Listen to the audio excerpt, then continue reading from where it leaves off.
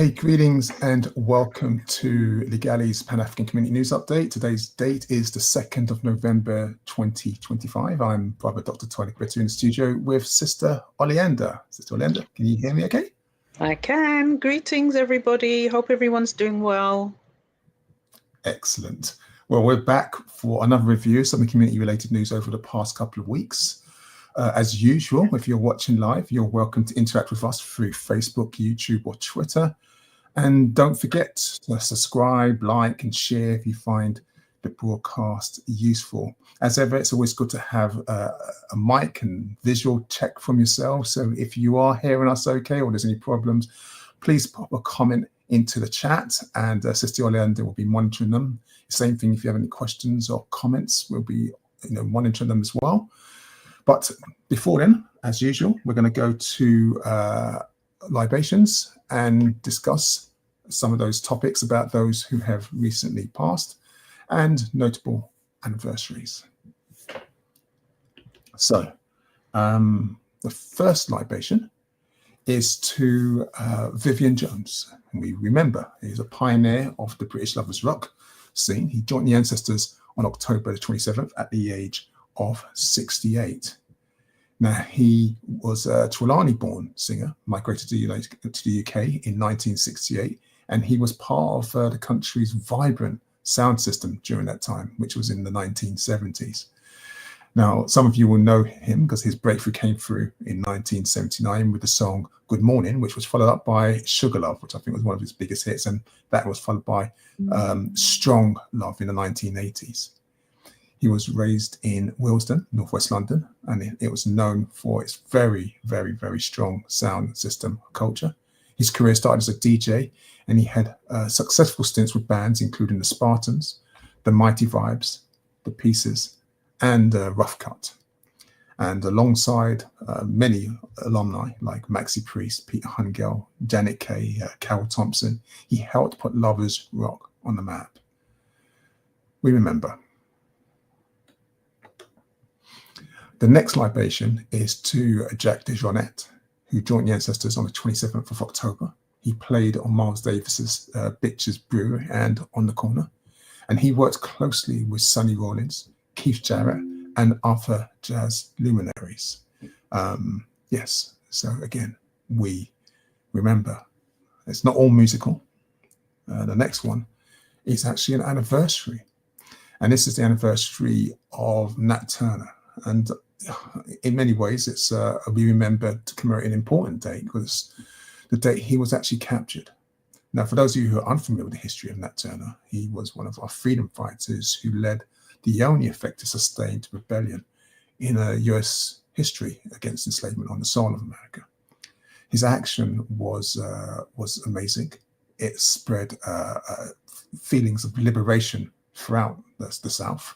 Of course, those slavers realized that, oh my gosh, these Africans are coming for us, and they were petrified. And it set off a wave of oppressive legislation, unfortunately, prohibiting education, movement of assembly for enslaved people when he did his action. And you got to remember, this was in kind of like 1800 to 1831 when he was engaged in these kind of acts. His particular revolution took place in 1831. But what had happened was that our ancestor now, Nat Turner, had seen a solar eclipse. And this was a sign for him, a spiritual sign that the hour to strike against slavery was at hand. And so he took that. Unfortunately, on the 21st of August, he and 7 others launched their attack, but eventually they were stopped by a force of 3,000 armed European men, and they quelled the rebellion. And our ancestor Turner was tried, and he was murdered and lynched on the 11th of November, 1831. But it's really important that we do remember this anniversary, just simply because even though they did have that wave of oppressive legislation trying to stop us from learning, from reading for freedom, from dreaming of being free, what Nat Turner inspired and what he did led to the freedoms that we experience today, and reminds us that the job isn't really finished, it's still to be done. So Nat Turner, we remember. The next libation is to Kenule Benson Sawa Wiwa, and many of you know him as Ken Saro-Wiwa. And he was a member of the Ogoni people in Nigeria. And on the 10th of November, he was lynched, executed, for leading a non-violent campaign against environmental degradation of the land and waters of Ogoni land. Now, this was a massive case, internationally renowned. His homeland had been targeted for crude oil extraction and had suffered extreme environmental damage. And as president of the movement of survival of the Ogoni people, our ancestor Ken Saro-Wiwa criticized the Nigerian government directly for its reluctance to enforce environmental regulations of the foreign petroleum companies operating in the area, one namely Shell. He was tried by a military tribunal for allegedly orchestrating to kill the Ogoni chiefs at a pro-government meeting, and he was lynched by the then military dictatorship. It's important to remember that Nigeria has had a history of many kind of like regimes being in cahoots with the colonial powers and working on their behalf to oppress us. So Ken Saro-Wiwa and 8 other activists were executed. They were known as the Ogoni Nine. They were Barry Kilby, John Kipion, Barry Bobera, Felix Nwate, Paul Lavula, Saturday Dubi, Nodu Awo, and Daniel Kuboko. They were eventually, it took a long time, pardoned earlier this year in June. They should be fully exonerated. He was a hero. All of them were, the Ogoni Nine, and we use this time to remember. I spoke about those leaders who were involved, or those regimes that were involved in colonialism, who worked to oppress, to colluded with enslavers on the motherland. But of course, there were those who did not. And this is also the anniversary of the 5th Pan-African Congress, which was held some 80 years ago between the 15th and 21st of October 1945. And this was a key moment for the movement that liberated many Africans from colonial rule, not just on the motherland, but also across the Caribbean and the diaspora. Among those who attended were Obafemi Awolowo, one of the driving forces of Nigerian independence, feminist and human rights campaigner Amy Ashwood Garvey. Yes, we often don't hear much about the wives of Garvey. We only hear about them in the context of being wives, and we don't hear about the amazing work that they did for our liberation. Many of you will be familiar with the Trinidadian activist George Padmore. And also, if you look at the picture, you'll see the future presidents of Malawi, Ghana, and Kenya. That's Hastings Banda, Kwame Nkrumah, and Jomo Kenyatta. So all of these were who attended the Pan-African Congress. And if you remember, at the end of the Second World War in August 1945, within months, delegates from the African diaspora were convening in Manchester. And this was because in Manchester, there was a strong community. And so they decided that that was the space to be. It was in a town hall in a place called Chawton upon Medlock. And the idea was really to tackle the post-war struggles against racial discrimination and to help all of its delegates find a path to liberation for those living under unjust colonial rule. Now, one of the delegates, Rusty McConnell, owned several restaurants, hotels, and nightclubs in the area. So people traveling from all over the world had places to stay and eat. This was very important. Many of them were political heavyweights. And like I said, they were activists and vocal supporters of the Pan-African movement. So the conference led to the successful independence movements in decades that followed across the British Empire and other colonial strongholds. It's a shame that we haven't celebrated. It's a shame that we really don't reconvene it every single year. But 5th Pan-African Congress, 80 years ago, we remember. And the last act of remembrance we're going to do for this week's program is the 1965 Race Relations Act. And this began Britain's long unfinished fight to turn moral outrage into legal protections. This is a struggle that's still going on today as echoes of debates around justice and inequality are still raging. Now, the Race Relations Act in the UK passed in November 1965, and it was modern in scope, but very, very weak in enforcement. But that's not to say it didn't mark the beginning of a legislative journey towards racial equality in public life, because the Act did outlaw discrimination in public places on the grounds of colour, so-called race, or ethnic and national origins. And I want to come back to those last two, ethnic and national origins. Now, we've got to remember that the story of the Race Relations Act can't be told without the story of post-war Britain. This is when people from the Caribbean, from Africa, from Asia came to live in the UK after the war. Now, the illusion of Britain being free from racism, which was being perpetuated across the so-called colonies, I don't like using that term, collapsed really quickly when people came here. We had the murdering of Kelso Cochrane, we had the Notting Hill riots in 1958, and this is when European mobs attacked African Caribbean residents, and they were directly exposed to violence on Britain's streets.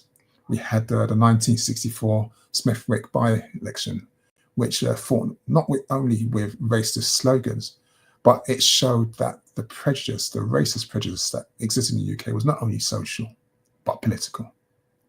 The good thing to remember, however, was that grassroots resistance was always growing. In the schools, we're often taught about the US civil rights movement, and of course, the movements and the gains made by people like Malcolm Omowole X, Martin Luther King, and so many of those leaders were also influential.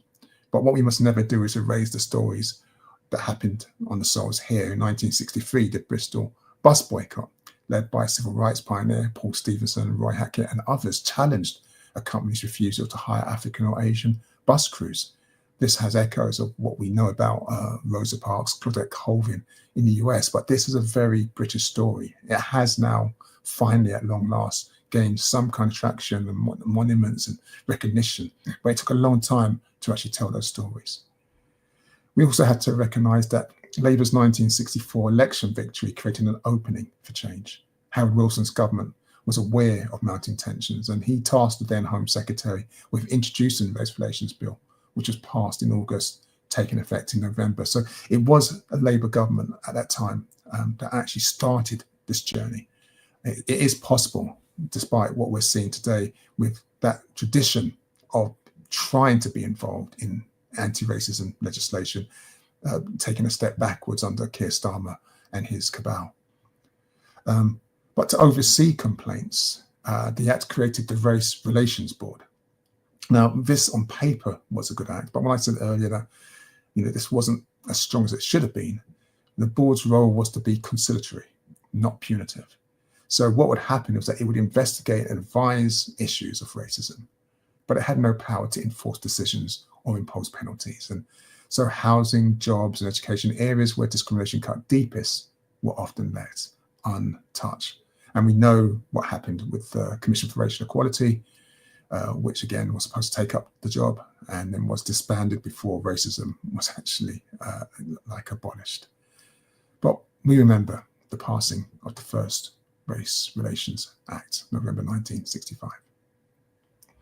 Okay, that's it for the Remember section. You are watching Legality's Pan-African Community News Update. If you're watching live, you're welcome to interact with us through Facebook, YouTube, or Twitter. Please don't forget to subscribe, like, and share if you find this broadcast useful. Now, the next section is going to look at general domestic news affecting our community. But I see Sister Oleander. Well, I don't see her. I see her icon. There we go. Greetings, Sister Oleander. Yes, I'm here. I'm here. Okay, I'm guessing do we have some comments coming back in, or? No, I just wanted to say to everyone, please feel free to make a comment and just let us know that you can hear us live and direct. That would be great.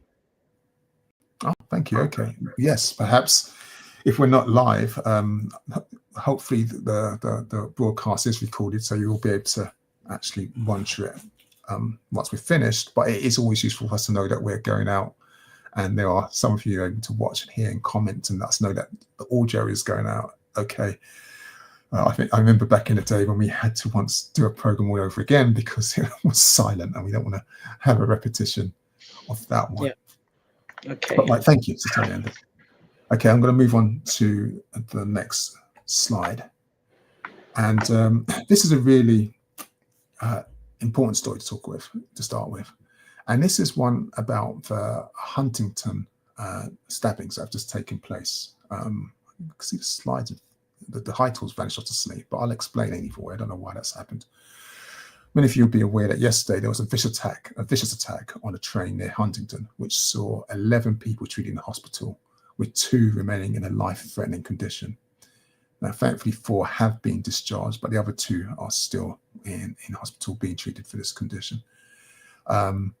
We now have a little bit more information. A nearby taxi driver who videoed the moment of the suspects being arrested said one of them was shouting, "Kill me, kill me, kill me," to the officers.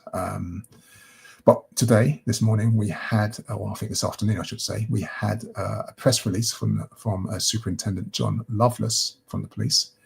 And he said that 2 suspects have been arrested on suspicion of attempted murder. But where this changes a little bit now is that he's also said that they were both British nationals. He's also said that, as well as them being born in the UK, one is a 32-year-old male who is what he calls Black British national, and the other is a 35-year-old man who is a British national of Caribbean descent. This is obviously his words, not mine.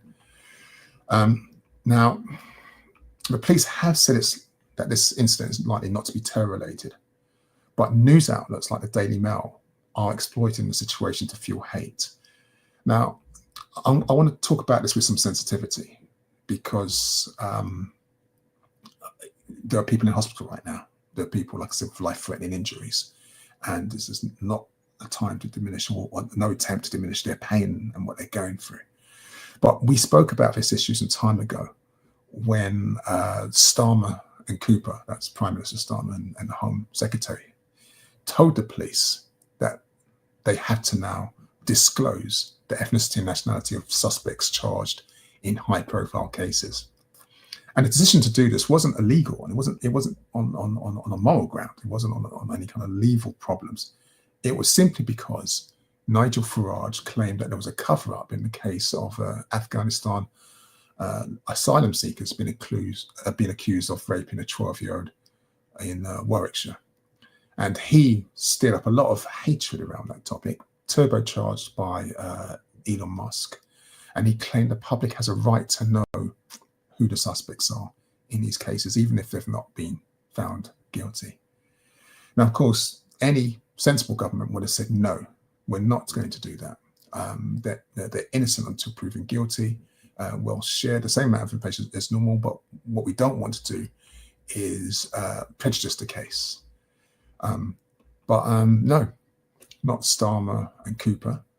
Instead, they joined in with Farage. They argued that by sharing this information, it would decrease the risk of miseducation, potentially leading to riots. Now, of course, the obvious problem here, as you'll probably know, is that when the police do things like this, it encourages a presumption of guilt by arrest. So people start assuming the police arrested them, they must be guilty. I'm not saying that the suspects in this case are not guilty, we just don't know, right? But then what happens is that there comes this increased speculation and gossip in the absence of extra information, and that's how potential miscarriages of justice can occur, especially if future jurors are influenced and prejudiced. Now, today there have been media running around talking to different politicians, and the Conservative Party leader, this is Kemi Badenoch, has said many people will be asking the same questions that I'm thinking of right now, saying that the stabbing attack shows there's clearly something going wrong in our society. And those comments really are triggering, because when they say something's going wrong in our society, that's often saying that the people who are suspected of committing these crimes are the wrong thing in our society. This is now policy. I think it's the first time that we've seen it in play. So the police have just revealed their ethnicity. We don't even know anything other than the fact that that they're of African heritage now. What we now know is that we have to be careful, because our entire community will be stigmatized by this, and this leads to those of us with sons, also being under the spotlight for just walking down the street, because they've been kind of like named as an ethnic group and born in the UK. And before I finish on this, it's a long time on this particular story because it is breaking. It's very fresh, but it's just something I want us to think about. Is that earlier this week, Oleander and I were watching the news, and there was a story, the case of the 14-year-old Charlene Downs, who around 20 years ago went missing in Blackpool. And the police didn't treat the case as serious. They thought she was a runaway. And then what happened eventually is that they arrested someone. And this narrative went out about her being murdered, cut up, and turned into kebab meat. And so she was then known as, and it was very, kind of like disrespectful, like the kebab case, the kebab girl. And the suspect was innocent or wasn't proven to be guilty. And we still don't have justice, or the family doesn't have justice for Charlene Downs. So this 14-year-old girl, we don't know where she is, what's happened to her. The family are still looking for answers. But whenever people talk about her, just like I did, unfortunately, they refer to this kebab case because the stigmatization that happened, and because it was deliberately turned into an ethnic issue, this actually interfered with the investigation for justice. So I'm just kind of giving you that kind of thing to think about, that kind of heads up of the consequences of this kind of policy. It's here now. This was, they said they were going to do it in August, this Labour Party, and it's here now. I'm going to move on. It's been a long time on that. Just Oleander, thank you. Yeah, so there's a couple of comments that have come on here. Sorry. That's okay. Yeah, sorry. So N says, what annoyed me was the over focus on the perpetrators being black. And then she goes on to, or say she, I don't know who's a she, sorry. They go on to say, thanks, Toyin. I didn't know that about change leaning towards naming ethnic groups. Makes sense now. It was weird to hear. Now I comprehend. No, you're welcome. And yeah, and I think many of our community don't understand this. This only happened in August. This was directly because of the interference of Nigel Farage and Elon Musk interfering with British politics. And so now any suspect where our political leaders decide that, oh my gosh, people are going to say we're hiding the truth, or the public have a right to know, we're going to reveal their identity, even if they're innocent, because they're suspects, right? If they're suspects, they're not guilty. They're innocent. And so that's the situation we're at right now. It's very, very, very, very scary. There's another comment. And N says, and the irony is, in a majority European country, majority of the crimes committed are by Europeans. You wouldn't think so in the way they present it. Well, this is a very, very poignant point that you make there. Because if we were to focus on crimes of child rape, for example, even though it's now been racialized as one of immigrants and asylum seekers, and we're constantly hearing these crimes racialized, or violent crimes, or domestic abuse, or financial thuggery. These are always predominantly, especially in the country, and it just says it's pure maths. Yeah, at the very least, you don't need to ethnicize these things, are going to be the European majority there in this nation. But of course, we're in a climate now where people are looking for excuses to scapegoat people with minority ethnic backgrounds. And that's why we have to keep an eye on this development, because if this trend, I mean, before we went online, a friend of mine in Italy, where they have a far-right Prime Minister, Giorgia Meloni, they contacted me because they look at stop and search in Italy with young Africans there. And they too were shocked. And the comment he made, my friend, he was making the point, is that in Italy, they look at the British press, like the Guardian, because it was a Guardian newspaper that he'd become alert of this story. He was like, when do the British press start naming ethnicity and nationality of suspects? And what he was letting me know was that because if it happens in Britain, then some of the other nations think that this is a good policy. And so they start copying it. So this is what started because of the spineless moral abdication of the Prime Minister Starmer and Home Secretary Yvette Cooper. But I will move on. No, thank you. That's a good point. Oh. And now he decides to show me the headline. Okay. Oh, you learn it. Okay, the next case. Okay, I'll have to remember that for the future. Just tap the next slide button and the headline will come up if it's missing. Okay. Racist incidents against UK nurses has surged by 55%.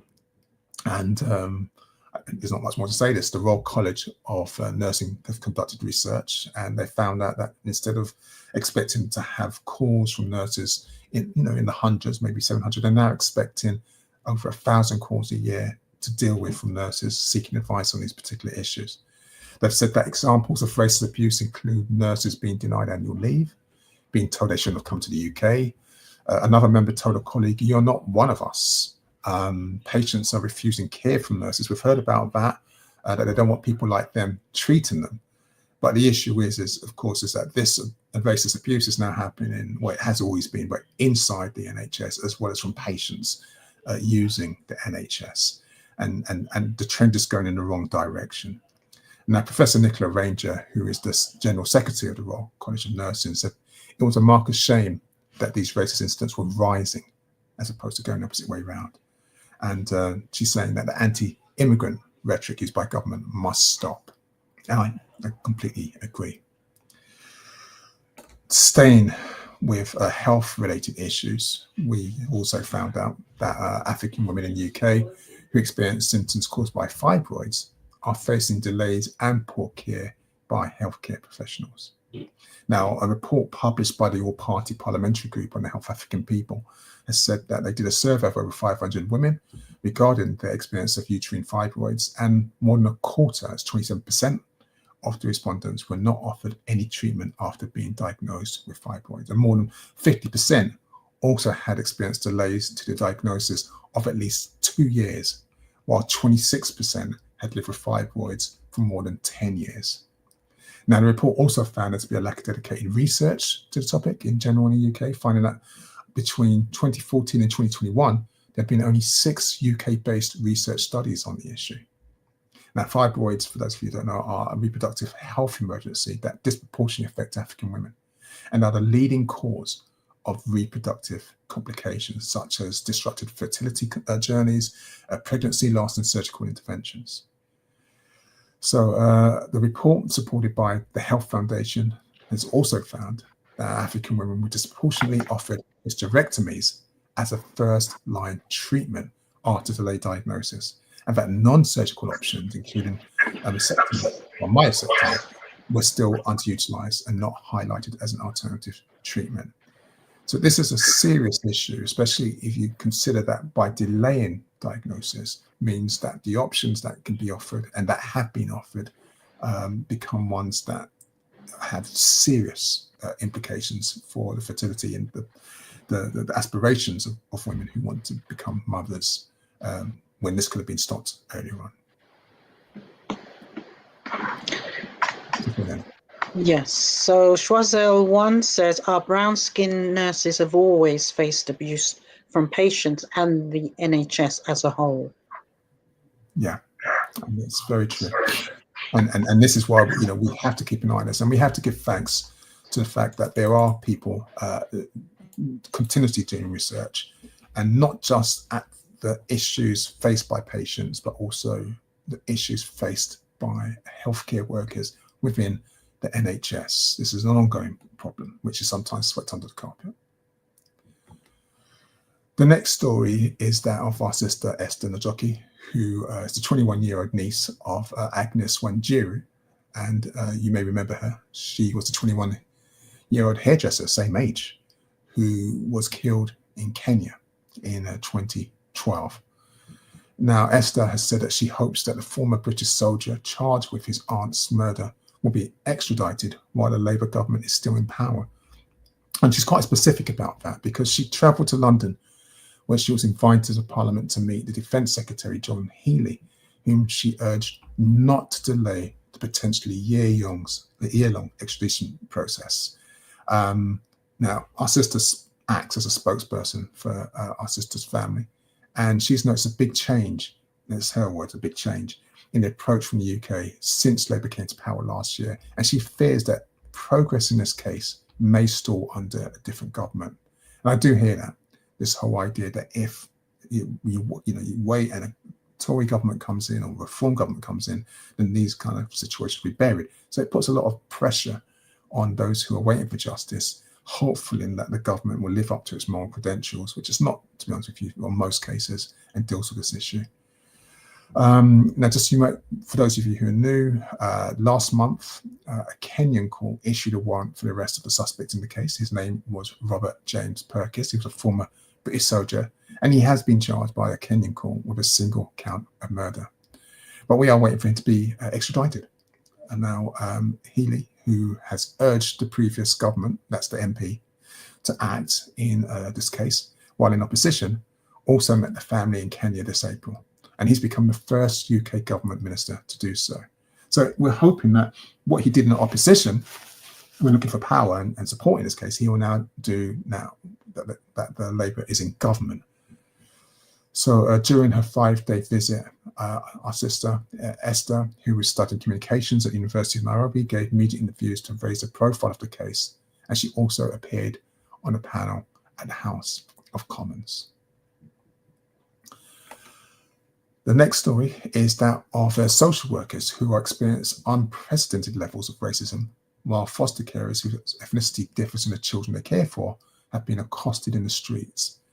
Now, again, this is linked, unfortunately, to the increase in racism and anti-immigrant sentiment that's been fostered and promoted by political leaders.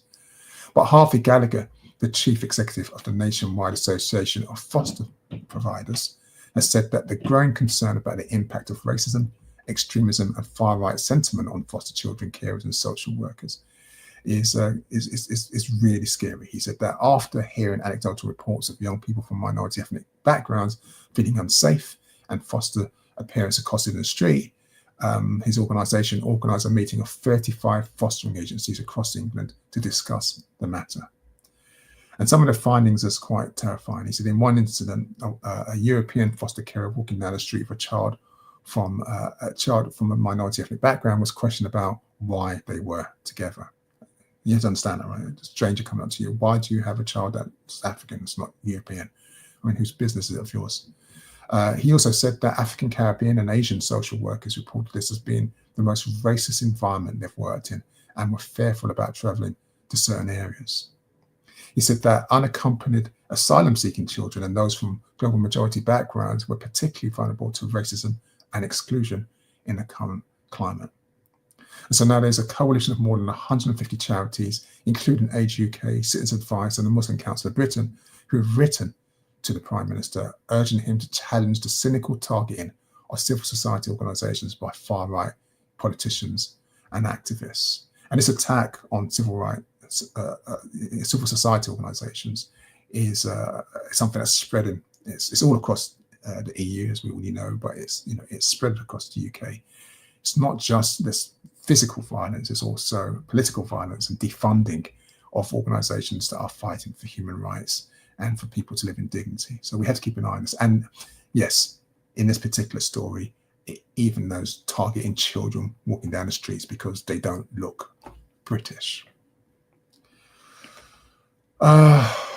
Next story is this one about Mike Graham. I don't normally talk about these kind of clowns, but he's been suspended from his Talk UK show after a racist post was shared by him on his own Facebook account, which he denied were by him. In fact, he said that they were hacked, that he'd been hacked when these posts came out. They were offensive quotes. He wrote something like, "Tell me they're not," and if I'm not even going to say what he said, it was just comments about why are we surrounded by non-European people, just F off. This is his language, not mine. He made all these racist comments and then claimed it wasn't him, it was hacked. And then he made posts like a few minutes later on the same account. So everyone knows that he's lying. So he has been suspended from his breakfast show, Morning Glory. I don't know if he's back yet because these kind of things, they don't suspend them for long. But it's interesting just to see how serious they take this and how widespread this is. That these media pundits on national platforms feel free just to share their vitriol, and the repercussions they face are minimal. That's Mike Graham. The same, again, happened on LBC. LBC has formed for being a racist platform. And its presenter, Ian Dell, was in this particular case forced to issue a major apology after publishing a tweet. An independent MP, Ayub Khan, accusing him of being anti-Semitic racist. And this was simply after, Khan sent out a message saying, I welcome the news that the Maccabi Tel Aviv fans will not be permitted to watch the match in Aston Villa. Now, you might not remember that Ferrari, what's happened. This was the Israeli thugs that go around the world following football and beating people up and making racist abuse, especially against those who are opposed to the genocide taking place in Palestine. And so, what happened was that, the MP Khan made this comment, and he was accused of being an anti-Semitic racist and used the C word, etc. You can see the tweet on the image. But I'll leave it there. But a few days later, the presenter did delete the post, and he sent an apology. In fact, no, let me be clear, because everyone says that he made an apology, but I don't know if he did make an apology. He made some comment about, I've now deleted the post. It was made in the heat of the moment, and I shouldn't have done it. And so he's kind of acknowledging the fact that he made this insult, this racist post. He doesn't even call it as racist. He did say it's the wrong thing to do, and I'm sorry. I don't know. That's quite what I would call an apology. When you say it's in the heat of the moment, then I don't believe that's being sincere. And another thing we should also remember is that LBC hasn't fired him. And I say that in particular because, they haven't fired him, they haven't suspended him. They haven't even issued a comment, really, about how they distance themselves from what he's written and having a zero tolerance stand for racist abuse. And that's perhaps unsurprising if you think in 2024, they fired the host, Sanjita Maiska. Now, Sanjita was a superb host, an excellent presenter, proper journalism, asking the tough questions, fielding racist responses and comment week after week. Nearly 40,000 people signed a petition calling for her to be reinstated, but they didn't reinstate her. And yet this guy, who consistently makes racist comments on their platform, no suspension, no firing. All he has to do is just issue a statement saying that, it was in the heat of the moment. He shouldn't have done it. I'm sorry that I couldn't control my mouth. Something to bear in mind about the media climate, the social climate that's taking place. Okay, perhaps this one I should have put inside politics, but it's not politics. It's actually a good news story in many ways. And I have to eat humble pie, and I will do. I don't do wrong and strong. So this is actually a good news story. Victims of the so-called Windrush scandals, the Home Office's Windrush scandal to be precise, are now to be paid at least 75% of their compensation in advance under a new overhaul of the system, which is designed to deliver faster justice. Now, of course, there's something to be said about conflating money with justice and compensation with justice. Reparations is not just about financial kind of like a compensation for a crime. It's about changing the system. And we're not seeing a change in the system because we're seeing the same things that led to Windrush happening again and again and again. So it's not reparation. But this is a good thing because victims of the scandal will be compensated for the first time for lost contributions to work or personal pensions. And this is something that campaigners have long fought for.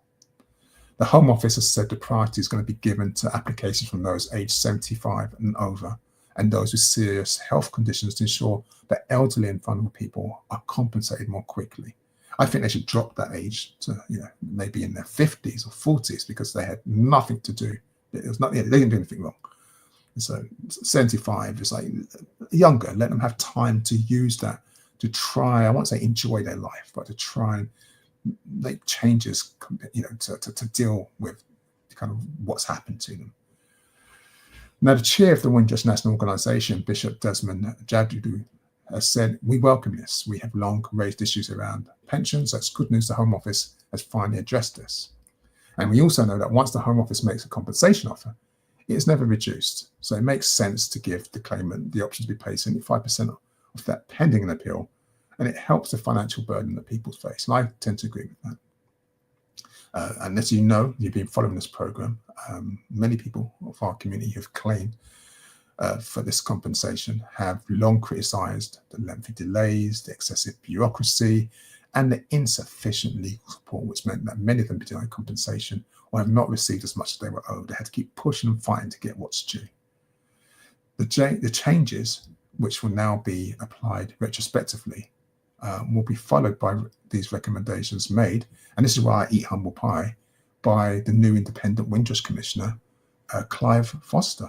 And in the image, I give him his props. And he was appointed in June to represent victims. So if this is his recommendation, which it looks like it was, and it's going to be put in place, if it is carried out, as it is said, it'd be nice if they could reduce the age. I give the man his props because he didn't come out of the gates with any kind of credibility. In fact, some of the first statements he made were hideous. So, we'll keep an eye on this one. But, I don't do wrong and strong.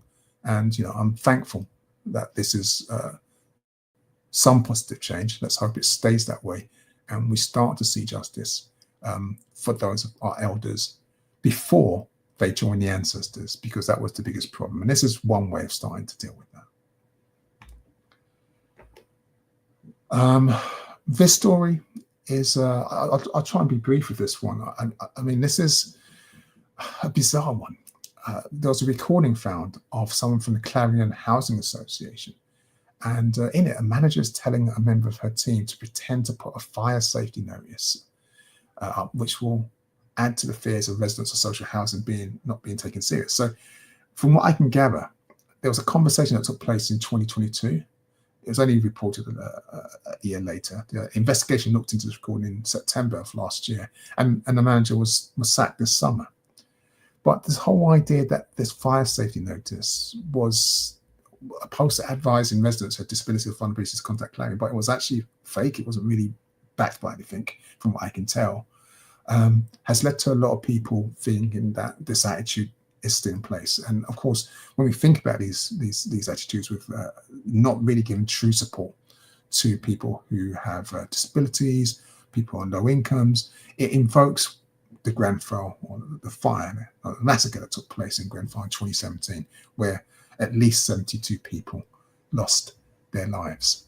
So I can't talk much about this story. I don't know much about it, but all I do know is, the housing campaigner, Quadritrubano, I'm not sure if I pronounce his surname correctly, but he has said that he was worried that Clarion would be in charge of housing for thousands of people across the country. And so I don't think many of us are surprised that there are still some housing associations that don't really put the well-being of their tenants as a priority, and will skimp and didn't know they'll be putting up kind of like fake notices, etc. Like on their properties. But again, I'll give a caveat. I'm not so afraid with the details of this particular story. I didn't get a chance to research it like all the other ones. I saw this one. Okay, so on the 26th of March last year, the police were called to Riverside Close in Ealing. And this is following reports raising concerns about the welfare of a woman. What we now know is that our sister Vivian Baraka was found with serious injuries, and eventually she was pronounced dead at the scene. The cause of her death was strangulation. There's not much I can say about this. Domestic violence is one of those issues that I don't think the country is taking seriously enough, despite all the noise it makes.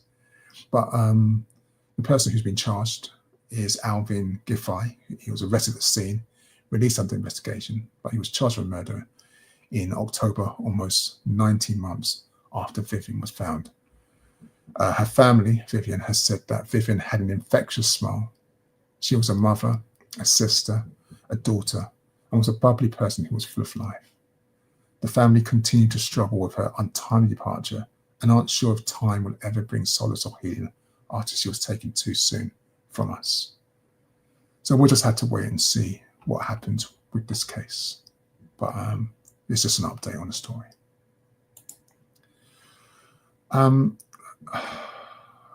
There are many stories that we hear about when we talk about crime being linked to people's ethnicity. And some of the stories that we don't hear are ones like this one, which is where children are being sexually abused by rich older men in sick exploitation rings operating out of hotels in Hounslow. And this is something that has been claimed by a former children's home worker called Rada Mohammed. Now, she was a key worker for care placements in the borough between 2015 and 21. And she saw this. This is something she heard directly from the 16-year-old girls who were allegedly taken to hotels by gangs to be preyed upon by predators of all ages. Our sister claims that the girls in care returned home feeling violated and dirty after attending alcohol-fueled parties and motives, something she likened to an orgy. And this is where the victims, remember they're 16, believed they were in love or thought they were consenting. They can't consent at that age. Now, her claims, our sister's claims, were backed up by a 2017 report by Hounslow Council, which identified hotels in the borough as places of concern for the Met Police-led multi-age sexual exploitation panel.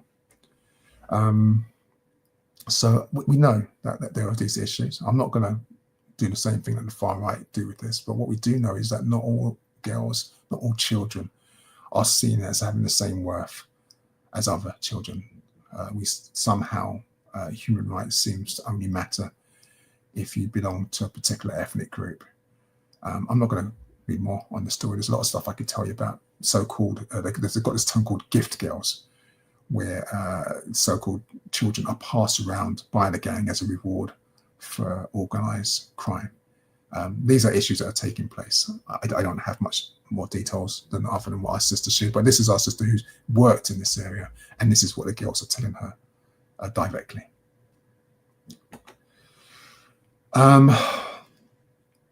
This one is beyond belief, but I don't know why it's beyond belief, because we're in the UK.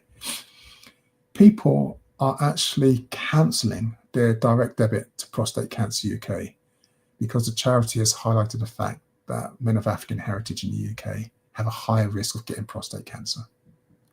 I mean, seriously. I spoke about civil society organisations being defunded, and I was talking about by, kind of like government, larger kind of like organisations with funders. But this is actually now grassroots level. This is people, subscribers to charities cancelling the direct debits because they are just speaking the truth. And the staff in this particular charity's customer experience team have faced the most difficult, challenging feedback. They said that people are cancelling the direct debits, claiming the charity doesn't care about white people. The charity's head, Laura Kirby, said, "I think it's part of that broader question of how we deal with some of the cultural wars that are happening politically." She said the charity had undergone a process of learning to deal with the racist backlash. But the bottom line is that if the ethnic majority decides that they're going to defund a national charity because it's actually highlighting the fact that 1 in 4 men of African heritage get prostate cancer, and they don't want them to highlight that, they don't even want them to research that, they just want to look at prostate cancer for them, that organisation will die, despite the fantastic work that it's doing. It's absolutely outrageous. But 2025, this is where we're at. We have to be honest about that. That's where we're at in the UK. Okay, following on from that, just to give you a bigger picture across the nation, we now found out from reports that more than half of UK businesses are changing the way they approach ethical policies and practices because of the Trump administration's agenda, because of their so-called opposition to wokeness. And this is coming from research, not just me saying this. So there's been interviews with some 250 general counsels and chief legal officers at leading UK organisations, and they've found that they are reacting to the pushback against equity, diversity and inclusion. That's EDI initiatives here, but it's called DEI in America.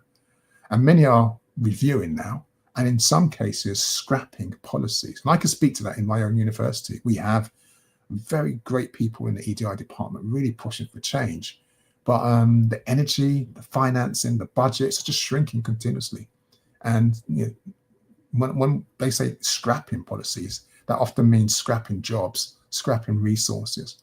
And this is coming from America. If you are working on one of these spaces, and you start recognizing that instead of saying EDI, they start using the term DEI, then you have clear evidence that they are following in from the footsteps of the orange one in the White House. And this is in many ways trying to be aligned with parties like Reform, who has vowed to scrap these EDI initiatives from councils it controls in the UK, while even Labour, what people are calling Blue Labour, has urged ministers to root out DEI, as they call it, to counter the threat posed by Nigel Farage's party. This kind of like trying to out Farage is always going to end in tears, and it's going to end with the gutting of the current iteration of the Labour Party. But this report I'm talking about was conducted by the law firm Friefs, and they say that it says that the organisation surveyed companies that make more than £100 million in revenue. 28% said they had made wholesale changes of initiatives involving DEI, as they call it, and environmental sustainability, or abandoned them altogether. And you've got to remember, these are not the small organisations. This is these are organisations with 100 million in revenue.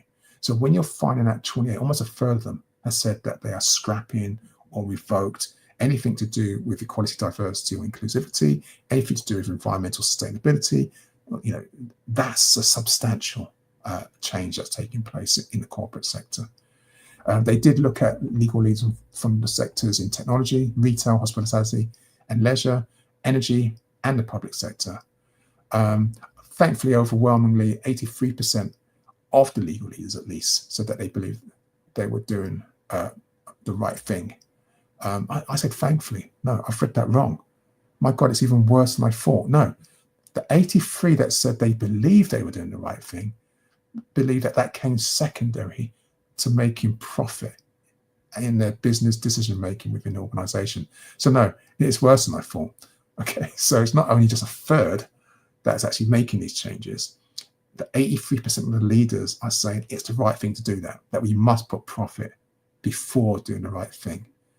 The good thing for us, I suppose, is that the legal risk of discrimination cases in the UK mean that protections afforded by the Equalities Act limit the ability for the rollback to a certain extent. And so what I mean by that is that if they do push back, as long as Labour Party doesn't follow Reform and Conservatives to scrap human rights legislation, that there will be an increase in discrimination cases. And that risk scares them a little bit. So they won't roll back as quickly as they're doing in America. I think, was it Gavin Newsom made a really strong case for these leaders to get a spine and push back.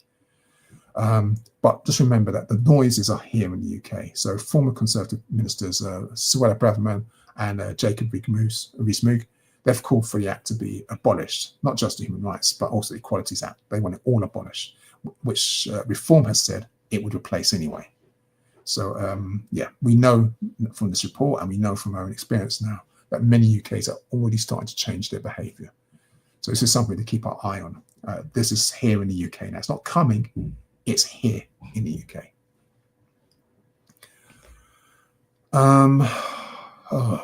I say it's here in the UK. How do I frame this one? So it's here in the UK. So this is now about a case of what I've labelled domestic extremism. It's something that's here in the UK, but we don't hear about it in the news. So look at the headline. Self-styled science nerd convicted after homemade explosives found in his garden shed. This is the thing that was quickly snuck out, and it's gone. And I suspect most of you here with us today have not actually heard of this story. So let me give you a little bit more about this. So Harry Whittaker, the young man in the image, he was found guilty this week of making explosives in his mum's shed in Bedfordshire. Now, the prosecutor listed a range of explosive sentences that they found in his bedroom and the shed, and they included black powder, blank ammunition, a round of live ammunition, chemicals, lethal poisons, suspected improvised explosive devices. The police also uncovered radioactive materials and white phosphorus. Now, I don't know if you watched war films, or you saw what was happening in Palestine, but white phosphorus is that substance that can intensely ignite in the air. And it's so dangerous that it has to be destroyed by controlled explosions by the military. So this is what they found in his shed, this little science nerd, right? Now, in court, he said, Your Honour, I take precautions so it doesn't harm anyone. I don't make things dangerous. It's all just harmless fun. Essentially, I'm just a nerdy kid who likes doing science. That's what he said, right? I'm a nerdy one. I am a nerd. I am proud to be a nerd. This morning my wife calls me Science Officer Toyin when she sees me in my Spock top, right? I am a nerd. I don't manufacture explosives for the fun. I don't mess around with poisons and white phosphorus and radioactive materials for fun. I don't start making explosive devices for fun. I also don't do, and let me be very clear about this, following his arrest, the police uncovered a stream of comments on his WhatsApp. And in his WhatsApp, do you know what he said? He was directing this towards a mosque in Luton. In one message, he wrote, "We need a tank covered in machine guns and flamethrowers. Drive it into that mosque on Friday afternoon and turn them into mincemeat." End quote. That's what our little science nerd said. Does what he said, what he did, does that marry up with the headline and the image that you're seeing on your screen? Because I think not. I think when we find out that there are individuals in the UK doing this kind of work, this should be the frontline story to watch. This is extremism. If you're talking about prevent, this is what we should be looking at. But this story has come and gone, right? Come and gone. I'm going to leave it there because that's what the young ones are doing. Okay. Let me give you a little bit on what the older ones are doing. Oh, did I see something? Okay. Meet our Catholic priest, Mark Rouse. And he, to his credit, has admitted that he's discussed bombing mosques and shooting African people in the head. Yeah, I'm not joking, right? Again, this is this week. You might have not seen this story because it's just not that important, right? He's a Catholic priest. He's admitted that on a Nazi online chat room that he discussed blowing up mosques and shooting African people in the head. Now, he's 57 years of age. He went by the name of Skinhead Lad 1488 in a chat room called Aryan Reich Killers. And he's just writing these offensive messages. Now, he's been sentenced to a 12-month community order. 12 months. I mean, he didn't do it. So perhaps I had to just humble myself. He didn't do it. This is what he dreamed and fantasized. That's what he wrote. That's what he was spreading. And he's admitted to doing it. He used the platform Telegram, did this last year. He's going to serve 150 hours community service. He's going to pay 200 quid in costs. And he's going to be bound by a criminal behavior order for 3 years. So, I mean, this is a situation. He had a profile picture of himself as a young European man wearing a face covering with a German flag and the words "right hand path always," right? And on Sunday, he's going, I confess, I hear your sins, whatever. This is what's taking place in the UK today. And this is what we're not seeing on the news, but what we are hearing is of two men on a train, and we're hearing that they are Africans and they're British. That's what we are hearing. We're hearing they've got Caribbean heritage, that they've got black heritage, and that they're British born. So watch out for everyone who's black and British born. Not hearing about this. That's the last one on that section. I don't know, where's the church? I haven't heard nothing from the church. Are people still going to go back to church when he gets it? It's madness. Okay, that's the last of that section. You are watching the Gary's Pan-African Community News Update. Sister Oleander.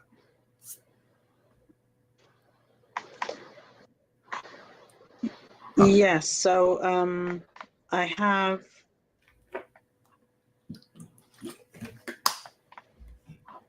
Sorry, can you hear me? Yes, I can hear you. Okay, thank you.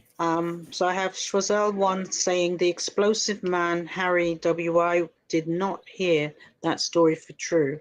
We know why it was low-key news. Yeah. Yeah, nothing. I mean, just nothing.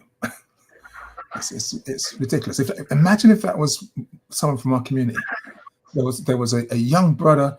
They went into his shed and he had bombs, radioactive material, and he is choicing in racist comments that he's going to kill every European person in sight. I mean, we wouldn't hear the end of it. The police would be on our street, but no, he's just a nerd. Craziness. But let's go on, because now you've got a scope, you've got a sense of the question of the nation and what's happening, kind of like on the media level, the grassroots level, even the spiritual temperature in the churches and stuff. And obviously not all the churches, but you're getting a sense of what's going on. Let's find out what the policing are doing, because of course the police are here to protect and serve. Yeah. You're watching the Galley's Pan-African Community News Update.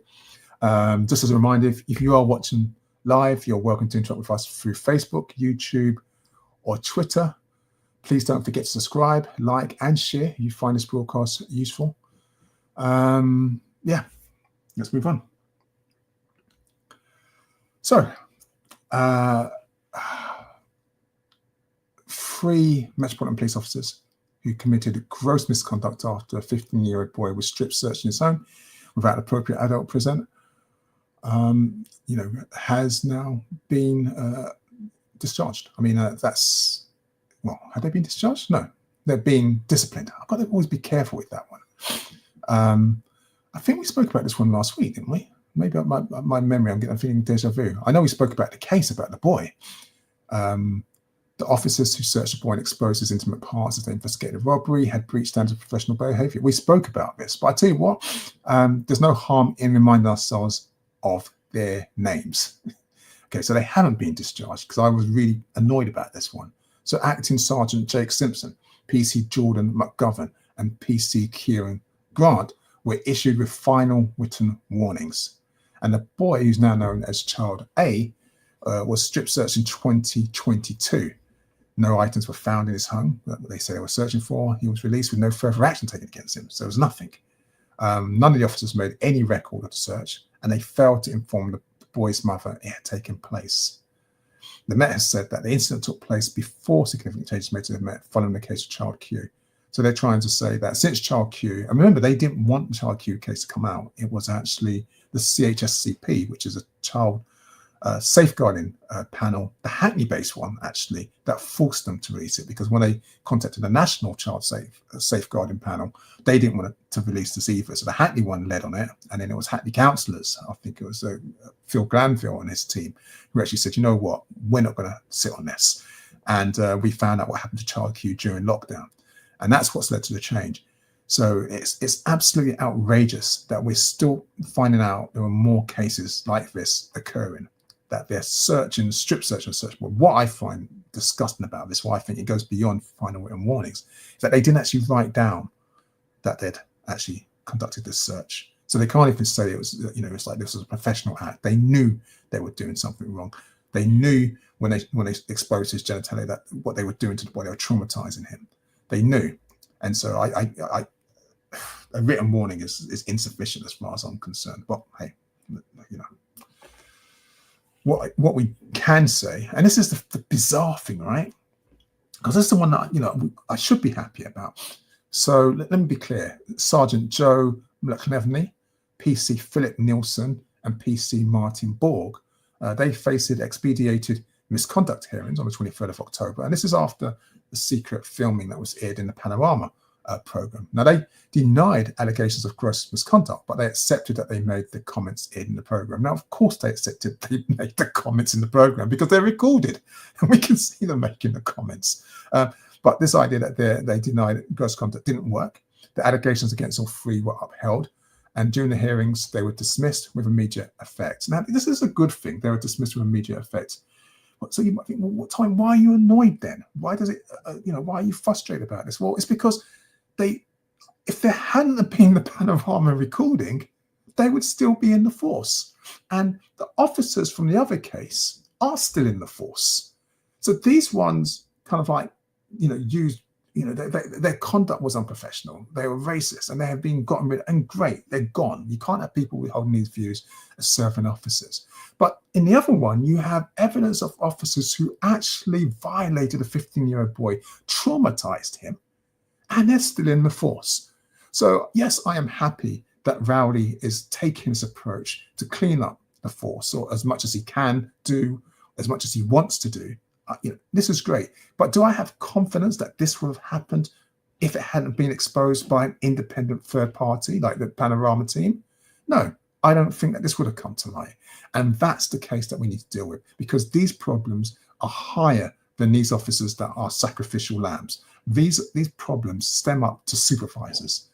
The senior officers who let this culture fester and let it run with impunity. They just mask off, mask on. I think that was the term that was being used there. Now, on the 28th of October, a 5th police officer was sacked in this particular case. Police Sergeant Clayton Robinson. He was also based at Charing Cross Police Station. And there were more. I mean, these are the first of the 10 officers to face hearings as part of the Met's accelerated misconduct proceedings over footage from the investigation. So, I'm sure these 3 won't be the only ones, and then that 5th one who was sacked later on won't be the only one. But again, this is not enough. Just as a reminder, the hearing was told that Robinson, one of the officers here, trivialized the allegations of a woman during a rape investigation, and he mocked the victim by singing a song with another officer. So, I mean, we know that these people should not be placed in front of vulnerable people. We know that they shouldn't have even been inside the force. And I can't stress enough, the Legality's position remains as it has always been on this particular topic. We advocate that we need random spot checking of police officers' mobile phones. That's one of the only things that will start really making them understand that the force is serious about rooting out this problem. That you go into work, and some days you just put your phone into a box and they're opened up, and the scrutiny of those devices to see what's being said. And if you have another burner phone, then that's it, you're out. You're a public officer. You're paid by the public purse. You're paid to protect and serve, and that's not happening. And so if you can do random stop searches on us, then we as the public should be able to do random stop searches on you. It's only fair. But again, legally limited resources, not enough people to do the work. Let me move on. Sister Oleander. Yes. So Shrazel 1 says the police have strip searched many children, but only a few cases have come into the light. Yeah. We know that, unfortunately, during the lockdown period, there was a lot of abuses taking place. The police, these kind of police officers, were just bored. They were just bored.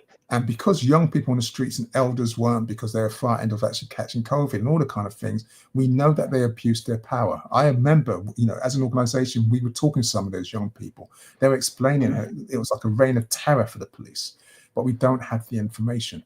And so that's unfortunately an ongoing situation. Okay, let me go to the next story.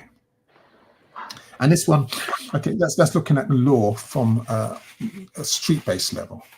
It doesn't get better when it goes higher up. So you go to court, you're not happy, and then finally you look into an inquiry.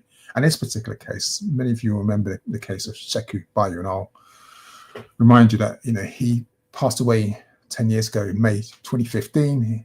He lost his life while he was in handcuffs. He sustained multiple injuries after officers were responding to calls about a man brandishing a knife and behaving erratically in Fife. Now, there's no issue that they came out, he was unwell. I think he was mentally unwell. What's going on there? But what's happened is that there's now an inquiry into his death, because those injuries that he had on him, they looked really dodgy. And the inquiry into his death has revealed that a pathologist said that the struggle caused by being held by at least 6 police officers should be considered a major part of what caused his death.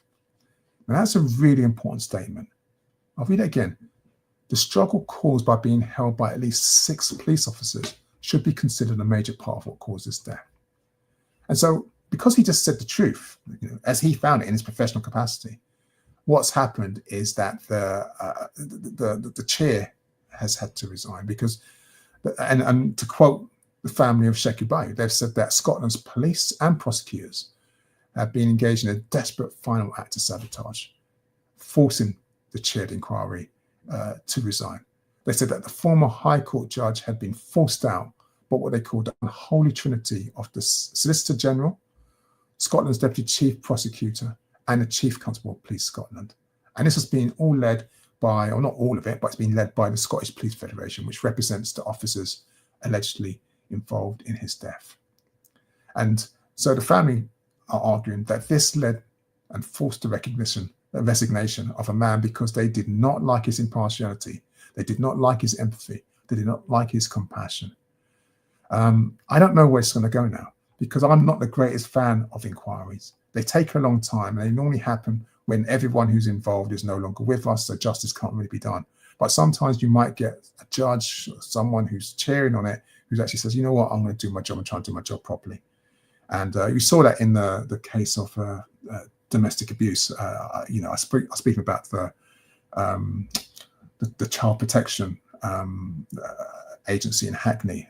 He was going to chair one of the child abuse inquiries, and he had to leave because there was pressure being put on the inquiry to racialize it, to only focus on grooming gangs. And he's like, look, I'm going to focus on the crime, and whoever's guilty of that crime is what I'm going to talk about, but I'm not going to go into an inquiry and try and find a result. And it sounds like that's what's happened here, because what's happening with this, what seems to be happening with this inquiry is that testimony is coming in that says, you know what, the police can't pretend that those 6 officers didn't have anything to do with the death of Sheku. They're putting pressure, and unfortunately, it's another inquiry that's been halted. I don't know what's going to happen on that. We're just going to have to wait and see with this story. But I feel for the family, I really do, because sometimes this is the inquiry is the only way of getting some form of justice. And then it normally takes another inquiry when everyone's kind of like, in their 80s and 90s, and they finally charge the officers, if that. Okay, that's the last one from that section. You are watching the Galleys Pan-African Community News Update. If you're watching live, you are welcome to interact with us through Facebook, YouTube, and Twitter, as you have been doing. Sister Oleander's in the house, so she'll kind of share your links and stuff like that. Please don't forget to subscribe, like, and share if you find this broadcast useful. What time is 19:18? Oh my gosh, we're going on for 1 hour 20 minutes. Still got quite a way to go. We are past the halfway mark. There's a lot of news, unfortunately. I'm trying to condense it as quickly as I can. Thank you for the feedback and stuff. I want to keep going. The next section is politics around the UK. And the first story, this gentleman, his name is Neville Watson. Neville Watson was, the only African branch chair in Reform, that lovely party of racists, and he's decided that he's going to resign. He said it's not because he's experienced any racism in Reform. He says there's a lot of good people there. This is his term, not my term.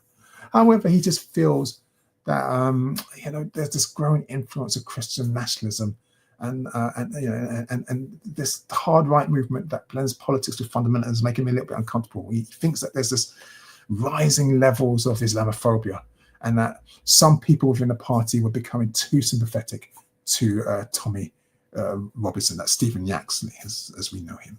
And he was also concerned that British politics was losing its compassion as parties were kind of like struggling to compete with Reform. I mean, this is the former chair of the Reform Party. I mean, one of the former chairs, and he's complaining that politics is getting too racist. But he's resigned, so he's seen the light. Who knows? Whatever. He was normally at conferences. You'd see him there. He had a really coveted seat in the party at Nigel's table. He even wrote articles for the party's magazine. But after the Unite the Kingdom rally, where we saw an estimated 110, 150,000 protesters kind of go to London, something in his head said, maybe I shouldn't be a part of Reform anymore, and he decided to leave. I'm not going to say anything more on this one. There's many of us who join these parties. I mean, J.D. Vance's wife is going to have a rude awakening sometime soon. You join a white supremacist party, or and then you find out that they're a white supremacist party, and they don't see you as one of them. I mean, I don't get it, but that's the news. He's leaving them, or he's left. He's resigned. Maybe he'll go back, because the other one went back, but who knows? Crazy.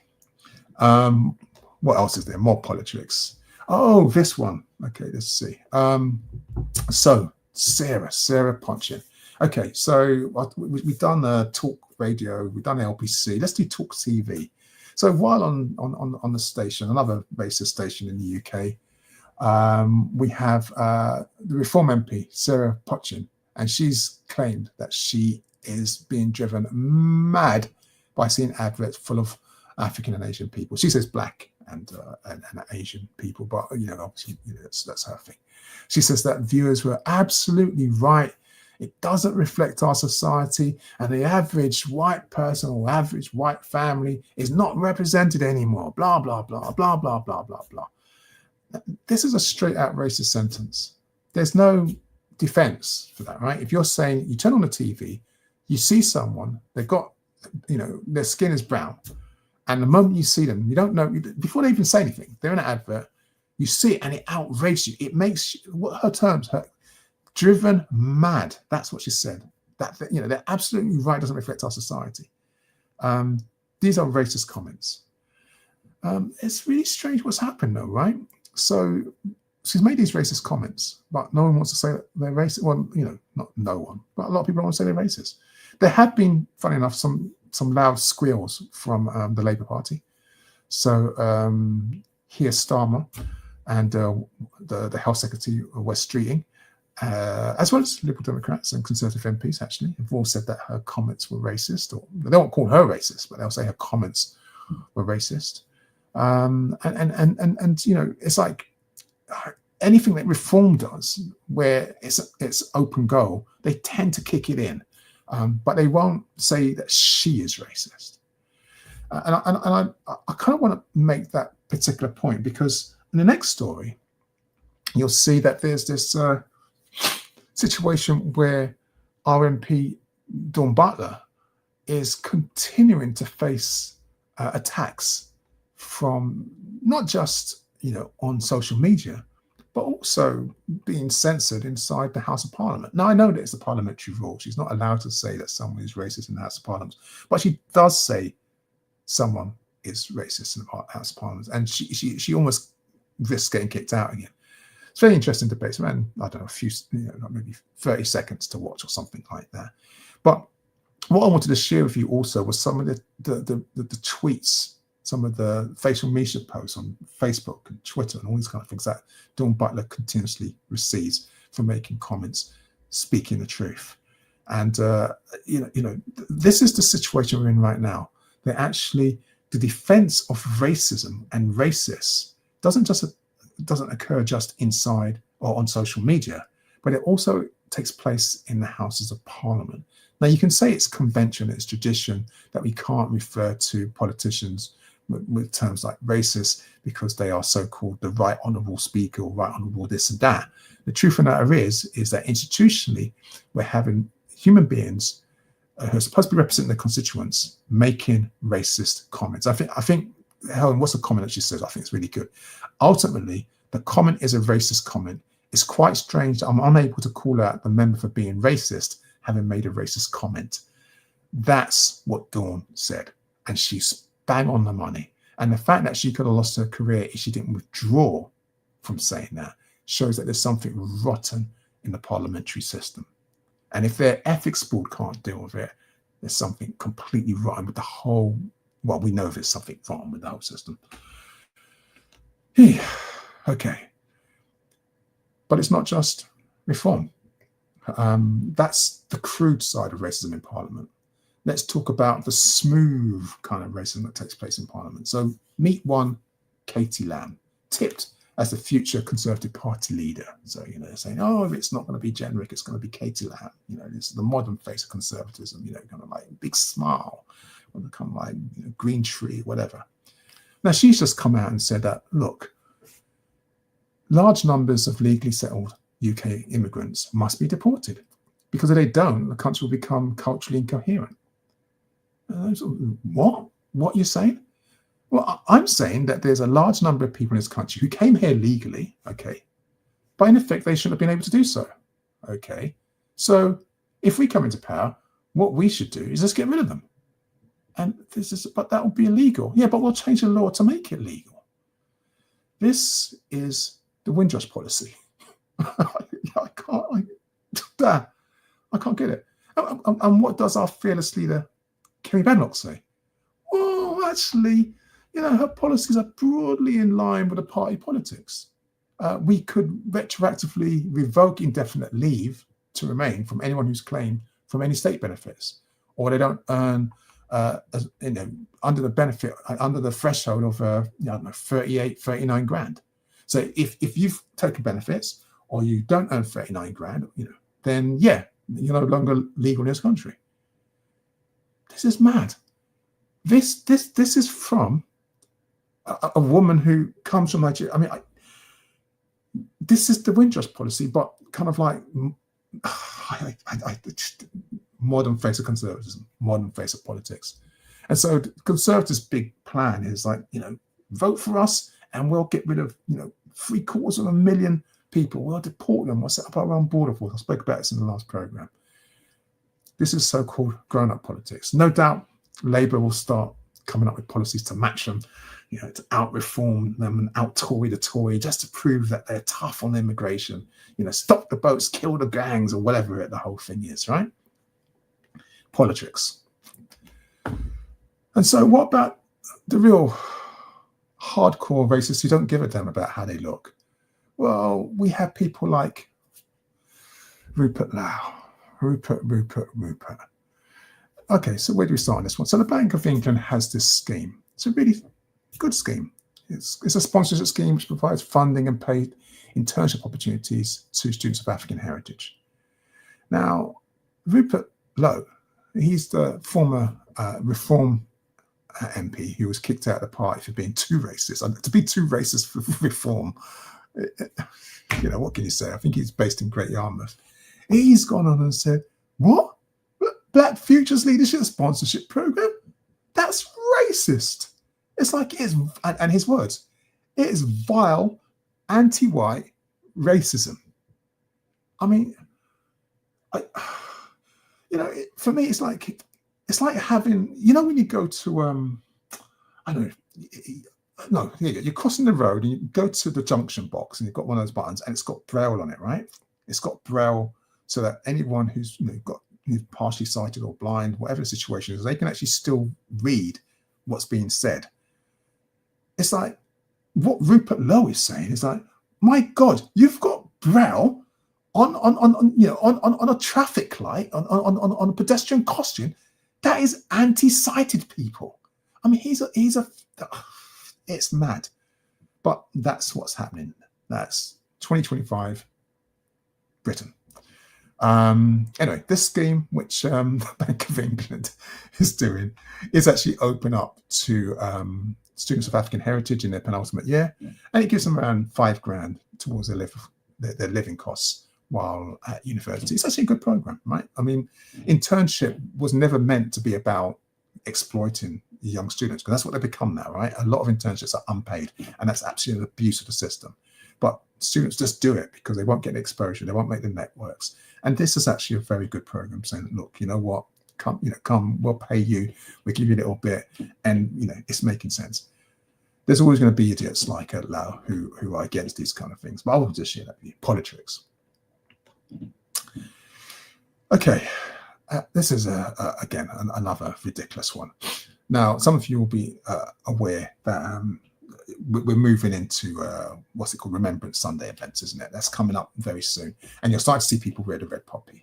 Not enough people wearing the black poppy, which is like commemorating sacrifices of people of African heritage, people of the Caribbean, from Asia, of people who kind of like fought in these wars. And I'm not going to talk about the politics about fighting in imperial wars. I'm just going to talk about remembering the sacrifice and loss of life.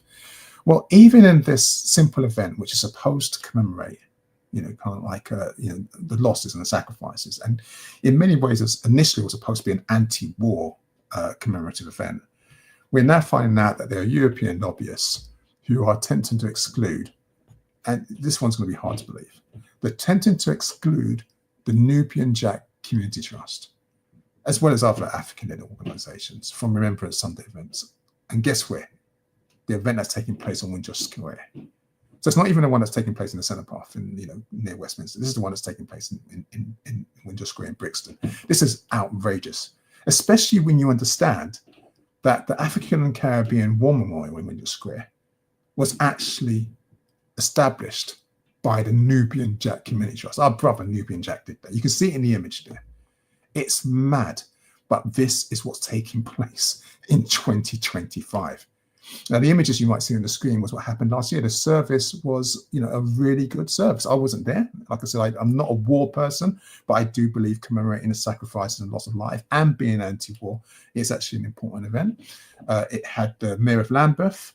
It had Jamaican, Kenyan High Commissioners. It had MPs. There were obviously the veterans. There were military personnel. There were special guests from across the country. They represented all faiths. There was African drumming that was setting the tone for it. You see our brother Shakara there, making libation. It was a good event. It was exactly what it's supposed to be. There was Muslim prayers. There was a rabbi. There was a Christian prayer. I mean, this was what it's supposed to be.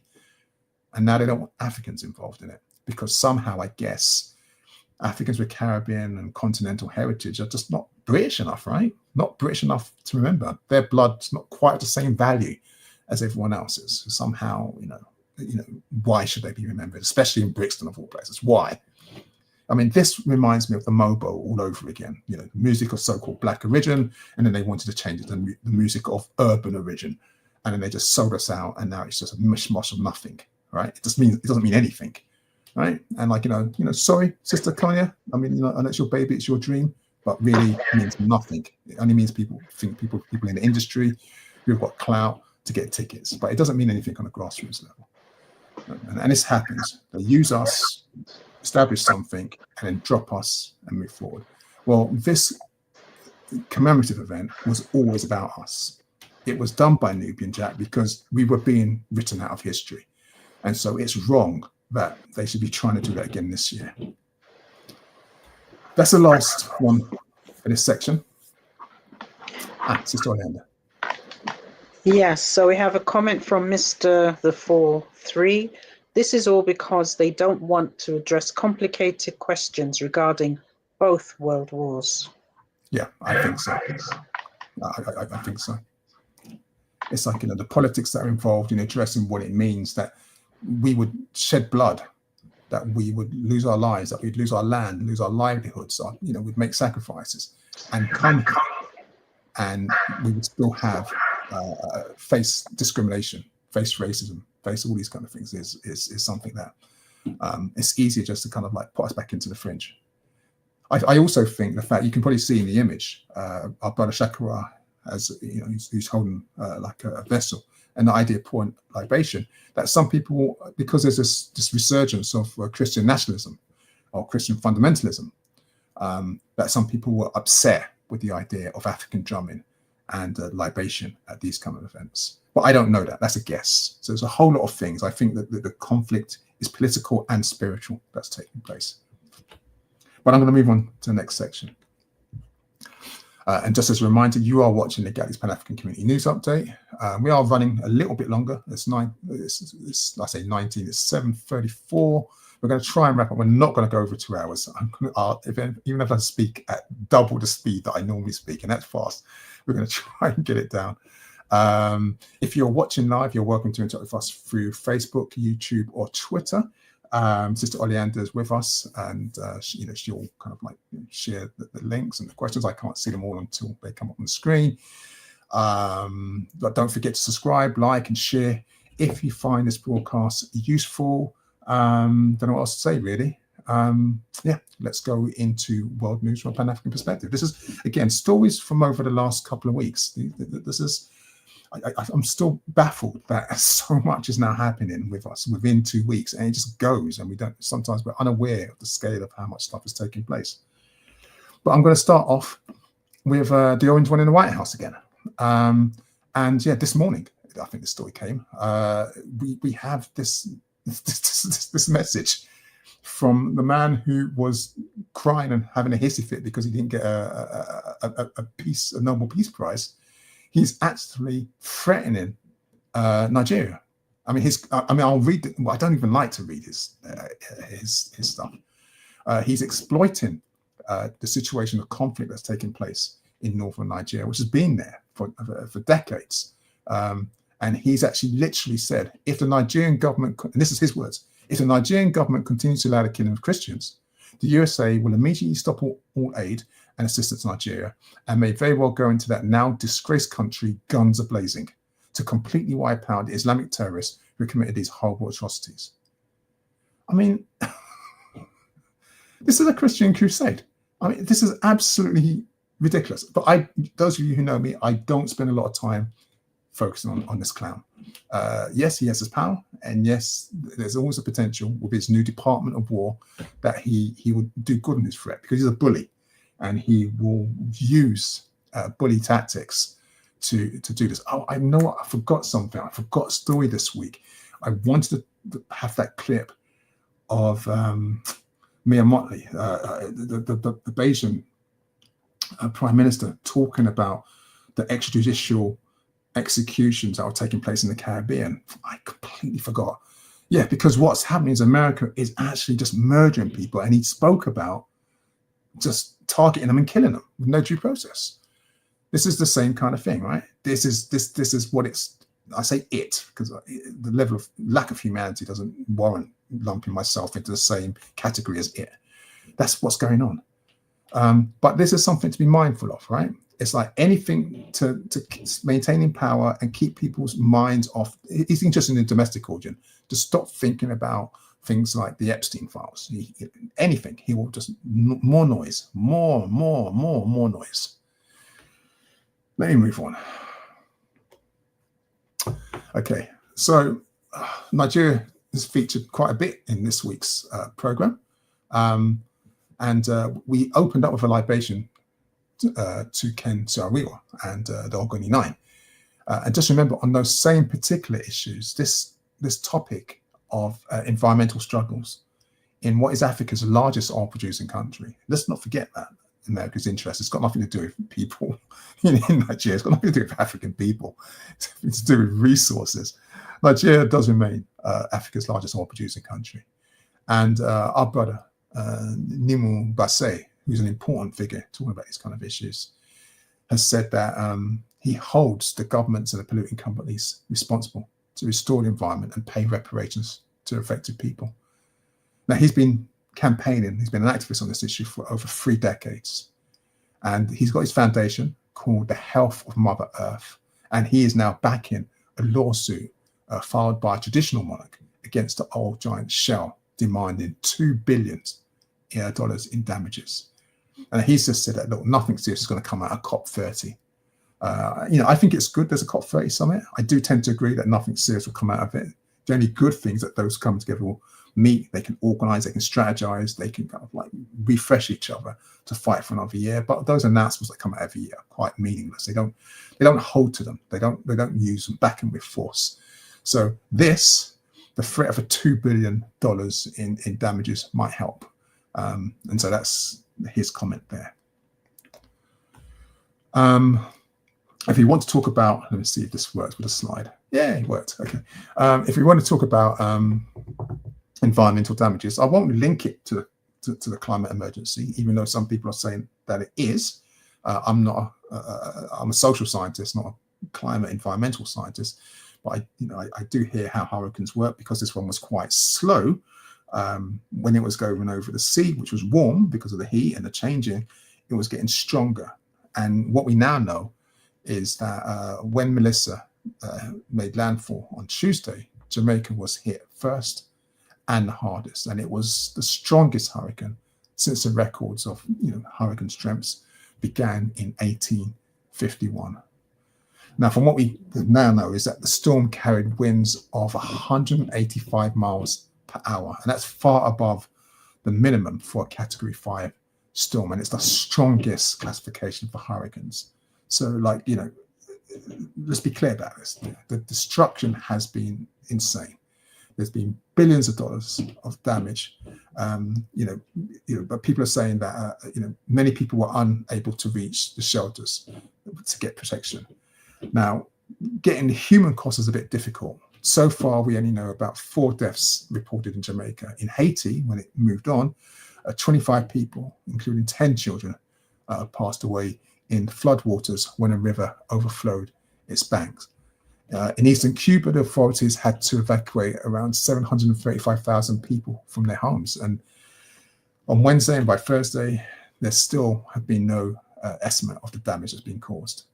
So there are many relief efforts now. People can make donations. The UK government, the British government, has committed up to 2.5 million. They said that they're going to add another 5 million to the 2.5 million specifically for Jamaica. Or they're going to add another 5 million for the wider Caribbean area. I would suggest that if you want to make a donation, find a local group. Jamaica has its own one, but it's important to recognize that it didn't just only hit Jamaica. And so as much as we should support Jamaica, we should also support other Caribbean nations at the same time. I would be a bit naughty and say that, depending on your finances, if you can donate to more than one charity, great. But if you can't, donate to one that's indigenous, because these larger ones, sometimes you're also paying for the staff costs, you're paying for the CEO's costs. And so if you want the money to go directly to the people themselves, sometimes going to the national crowdfunders or the ones by like grassroots actors, those ones just get right to the heart of it as well. I'm not saying that you shouldn't donate to people like Red Cross and other organizations. I'm just saying that don't forget that we also had to donate to our own smaller organizations, because they do actually spend less money on overhead costs.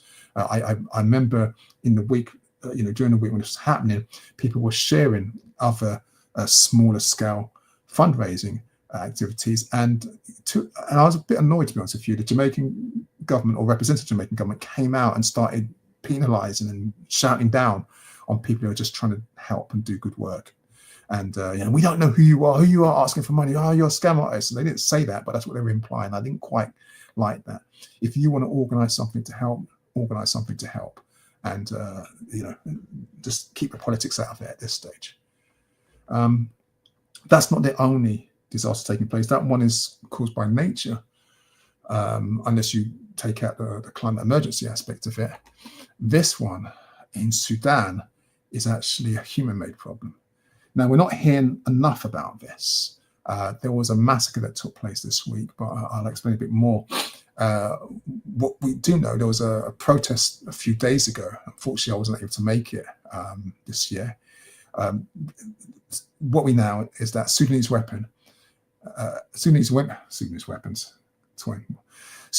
have been displaced from the provisional capital of North Dakar, Darfur, over the weekend, after they had to flee from bombing and gunfire. The country was under attack. That's the city of Al-Fashir, by the Rapid Support Forces, the RSF. You might have heard of them. After this 18-month siege, the assault was awful. The RSF went from house to house. They were beating and shooting people. They were executing people. Summary executions. They didn't care their women. They didn't care their children. We now know the United Nations agency has estimated that some 26,000 people managed to flee the area, but there are credible reports of the atrocities. This isn't just kind of like hype. This is something that really took place. So alongside of some executions of sexual violence, and so we know, as usual, and I hate to say this, the violence was targeting women and girls. Now, Al-Fashir is the last of Darfur's 5 state capitals to fall to the RSF. It's been at war with the army for more than 2 years, and in fighting for control of Sudan, there's been over 40,000 people killed. This is the United Nations estimate. It's created the world's worst humanitarian crisis, with part of the country plunged into famine, with over 14 million people having to flee or fled their home, both internally and into neighboring countries. You might have heard the term IDP, internally displaced people. So when the conflict comes, everyone has to move to a different area. It's absolutely outrageous. It's absolutely awful. You might see on the slides as an image at the protests about 2 years of a proxy war. And this is because this war is not just African people waging war against each other. It's been fueled by Saudi Arabia. It's been fueled by Arabs who have their own particular agenda in our home places. There's not much more I can say about this other than, we haven't spoken about Palestine. This is a Pan-African program after all, and so we have complete solidarity with the people of Palestine and what's happening in Gaza. And I've never ever tried to trivialize that. But what I will say is that we don't hear enough about what's taking place in Sudan, let alone in Congo, let alone Nigeria. We just don't hear about the conflicts that are taking place in our own homelands, and that's really important. That we ourselves focus on these kind of issues. I don't even know enough. I mean, I consider myself, relatively well read. I just don't have the capacity to read everything and to find out and watch everything. So we had to kind of like pick our lane, pick our area of interest, and stick in it and support it and give support to others. And that means we can, what's that say? We can walk and chew gum at the same time. We can be Pan-Africanists looking after Pan-African concerns and still also express solidarity and support for other people facing crisis who might not be Africans. We can do it at the same time. And that means that we have to look outside of the diaspora at time and look at issues that are taking place in the world that are affecting us, whether it's in the continent or in the Caribbean, because they have an impact on us, as we all know. I think this is the last story for this section. Has it changed? No, the slide hasn't changed. That's an interesting one. Let's do that again. Okay, it's the penultimate one, I think, if my memory is correct. Okay, so this is it good news? Is it bad news? I think it was initially in the good news section, but I'm never sure because I'm an anti-capitalist. The IMF, the International Monetary Fund, has named Rwanda, Uganda, Ethiopia, Benin, and Ivory Coast as amongst Africa's fastest growing economies. And this is, they're looking, they've done a report, they're looking into the economic outlook for the region. They've kind of like factored in things like policy reforms, prudent fiscal management, increased investment in infrastructure and manufacturing. And this is kind of like what they led to conclusion. I'm always worried about this one because this is really on metrics of development and Western development, not metrics about African values and African communality and commonality and land ownership and land custodianship. It's really about property and stuff. But this is the news, and so I'm sharing it on that level. The report also shows that in contrast, the major economies of Africa, such as Nigeria and Tanzania, which you might know as South Africa, which are the continents, the largest economies, were absent from this list of Africa's fastest growing economies. So there's a level of stagnation. So they're not growing. Something's going wrong there. And of course, with other conflicts taking place, it would make sense. I'm not going to say much more than that. This is a story which is personally frustrating for me, which is why there's an image of beauty is on there. Because having to report that using hair dyes may be linked to developing non-cancerous tumors in the uterus, particularly among African women, is really frustrating because, we made a film about this. I mean, this is a recent study. Let me be clear about that. This recent study says that by the age of 50, around 70% of women have at least one of these tumors known as uterine fibroids, which we spoke about earlier, which are underdiagnosed and not diagnosed in time. Most do not show symptoms, but the presence of fibroids may lead to health issues, like worse or heavier periods, pelvic pain, and fertility issues. And these fibroids are diagnosed more often in African American women compared to European women. And this is, like I say, a US report. And they studied 900 African American women between 26 to 39 in Detroit. And you can find the research in a journal published called Fertility and Sterility. But, there's not much more for me to say on this, because what's really annoying is that 12 years ago, we made a film addressing this and other issues related to beauty, etc. And it's really sad to see very little has changed. That in the clamour to conform to European ideas of beauty. I'm not arguing that African women aren't entitled to express themselves and their beauty in different ways. That's not the argument. If women want to wear wigs, they want to straighten this part of their hair sometimes, but that's fine. But when these hair dyes and these chemicals are being used, this is not the straighteners in particular, but straighteners, dyes, whatever, have been used continuously, and then leading to kind of like these long-term health conditions, which are also affecting, not just fertility, but just general well-being. It hurts. It cuts deep. I can't pretend otherwise. But that's the last story for this section. This is the last part of the program. You are watching Legali's Pan-African Community News Update. As usual, I'll say if you're watching live, you're welcome to interact with us through Facebook, YouTube, or Twitter. Sister Oleander's in the studio. I'm hoping she is keeping a monitoring of the chats and stuff. You've been pretty quiet, but don't forget to subscribe, like, and share if you find this broadcast useful. I'm gonna Sister Oleander. Yeah, sorry, yeah. So Cosmic Jedi says they create poison for profit based off a man-made concept, in brackets money, that has now been bastardized.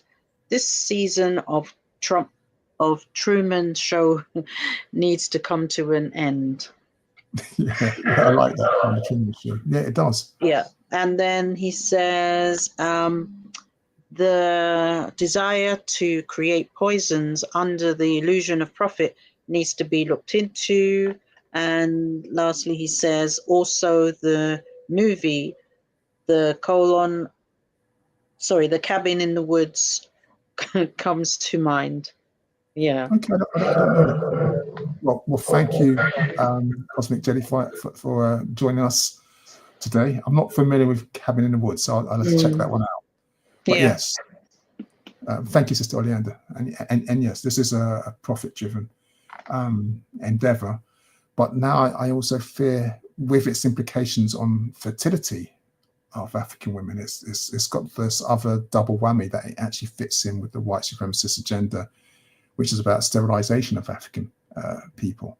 And so this whole idea that we think we're beautiful, we're engaging in the beautification of ourselves to attract a mate, to have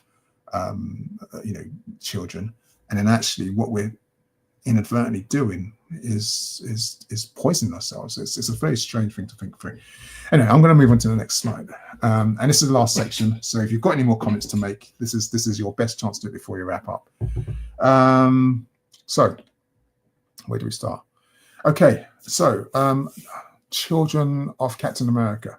Now this is a documentary that celebrates Africa's bold homegrown heroes and creators behind them.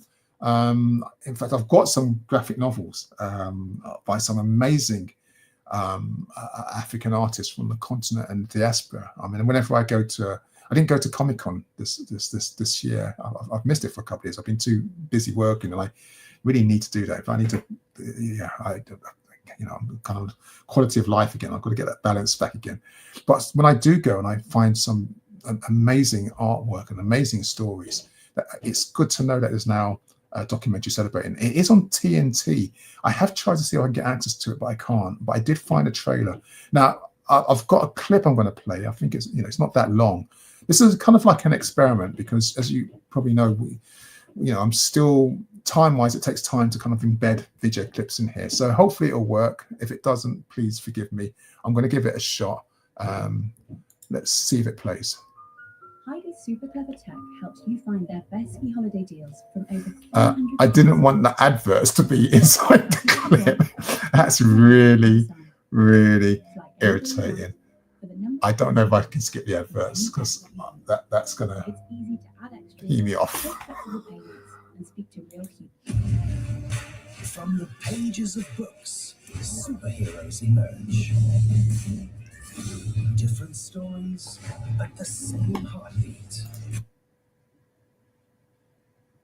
Okie dokie. That didn't seem to work.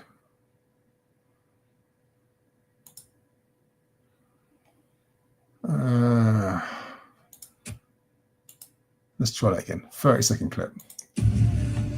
From the pages of books, superheroes emerge.